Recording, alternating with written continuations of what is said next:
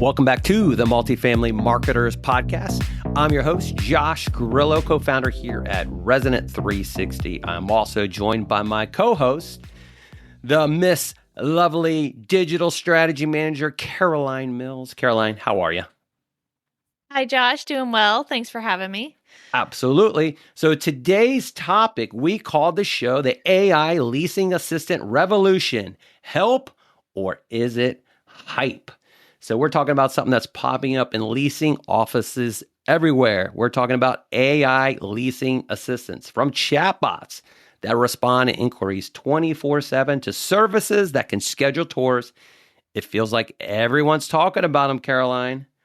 But are they really helping properties close more leases, or is this just the latest marketing buzzword? So today we're going to break it all down on the show, and we're going to help answer that question. Is this AI leasing assistant revolution? Is it help or is it just hype? So let's jump into it, Caroline. What exactly is an AI leasing assistant in really today's context? Yeah, they're a little bit different than the traditional chatbot, I think, that most people are used to having. So a traditional chatbot can usually reroute the person to pre-selected questions and pre-selected answers. So you might give the person 3 options what to click from. They click it and it routes them to a page, or it routes them to a link, something like that. Whereas an AI agent is able to, and they do it well now, but able to truly have conversations and feed off of what that person is typing or asking. And it doesn't have to be pre-selected. They could ask about anything. And these feed and pull from different areas on the website. So there's a lot that goes into building out these leasing agents, but this can look like having a chatbot on your website that's able to interact with people. This could be like having an AI leasing agent, so that when leads are submitted to your office, they're actually helping email and contact the leads. And then this can also look like some kind of agent that's helping you schedule tours. So now people are able to go through the entire leasing process without ever coming in contact with a human. They can submit their lead form without talking to anybody. They could schedule a tour without talking to anybody. They could come in and do a tour without talking to anybody and then end up applying. So it really has changed the landscape of what people are able to do now.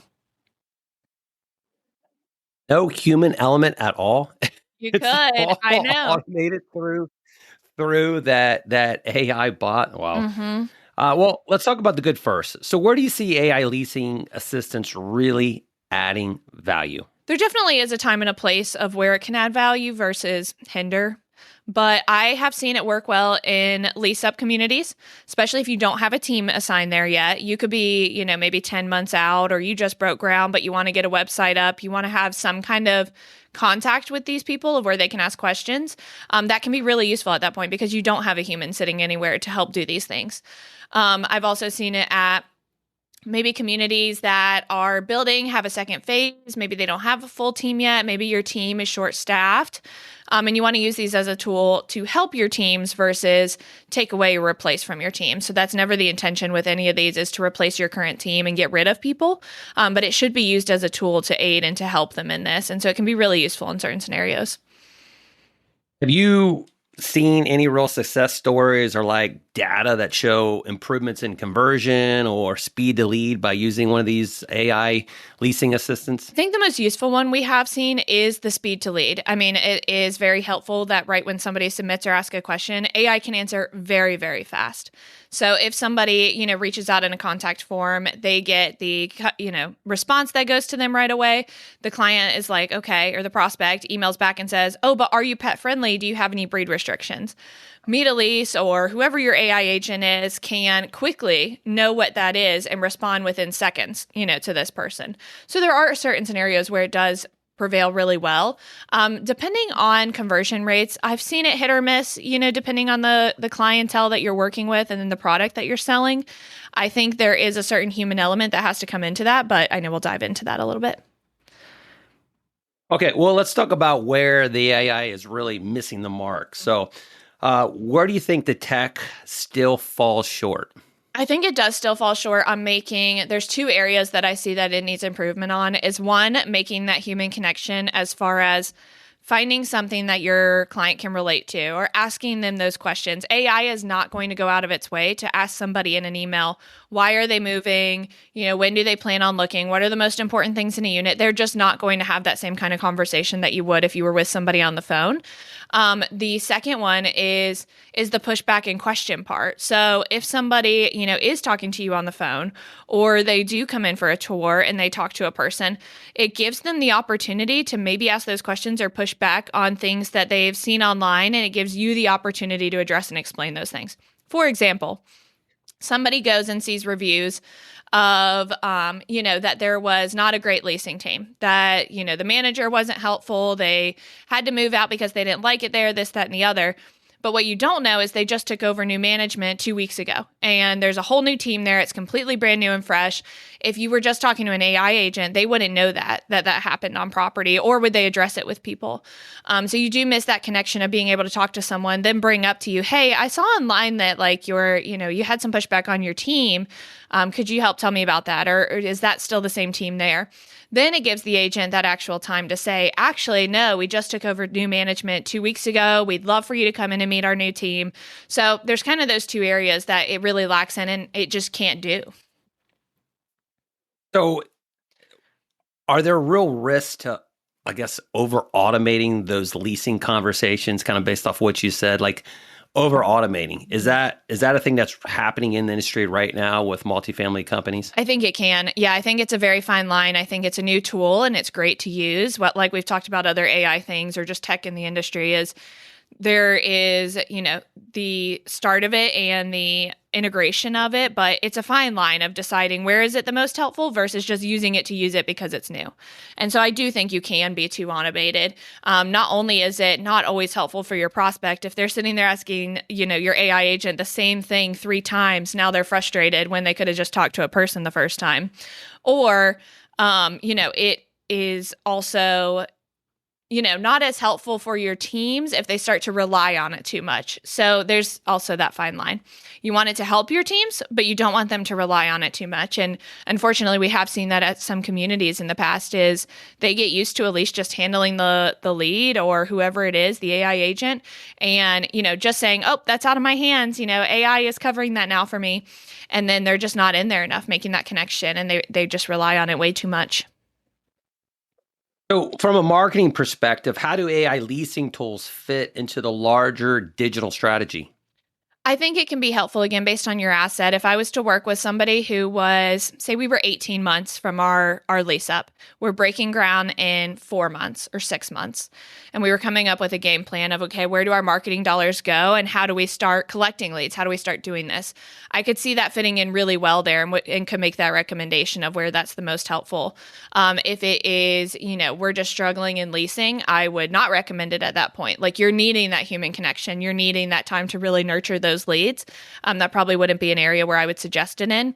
Or based on your demographic, if you have maybe a certain demographic in a certain area or a certain type of person who thrives on human connection or getting to talk with people, probably not your best bet to use any kind of AI or leasing agent in that sense.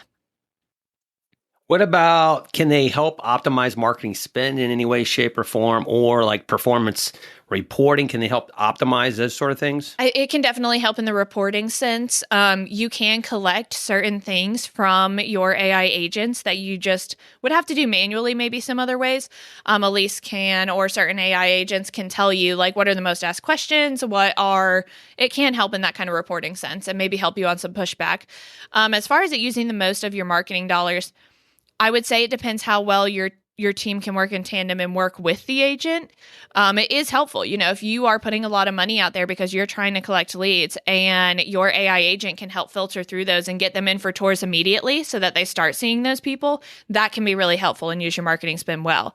Because if the alternative is your team can't get to them for 2 days and they can't get in for a tour for another 7, is that helping at that point? So it is. It's a work in progress together, to be able to use it well. What about customization of these AI leasing, let's just say bots that are on a website, for example? Should a multifamily company, customize it, right? Like customize, for example, the name of it, right? Or is it just the generic name it comes with, which is whatever AI bot, Yeah. or meter lease or whatever it is?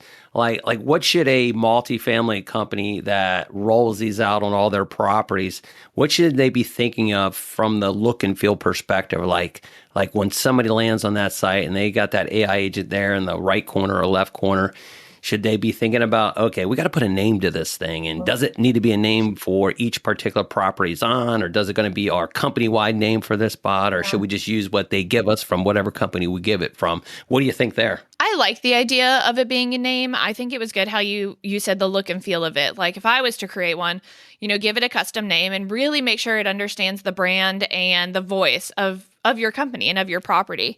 I think it's more helpful. I have personally seen on reaching out and testing some lead emails of getting an email back 3 or 4 times that just says AI leasing agent, in your reply. You are already put off, and there's a lot of people who aren't into, having AI thrown at them or all over them. If you had it as the name of, Tammy or whatever you want it to be, then it's going to just seem like it's a real person. You may not question it. Versus if you see in the signature immediately AI agent, then you might think, one, okay, well, they didn't even care to email me themselves, even if that's not the case. Or 2, you're like, oh, well, they're not going to be able to help me. I'm going to go ahead and just move on to the next property, that I can tell is a real person helping me. So personally, I would. Yeah. We don't have any data yet necessarily in the industry to back that up. It's not been quite there enough, but I would. Makes sense.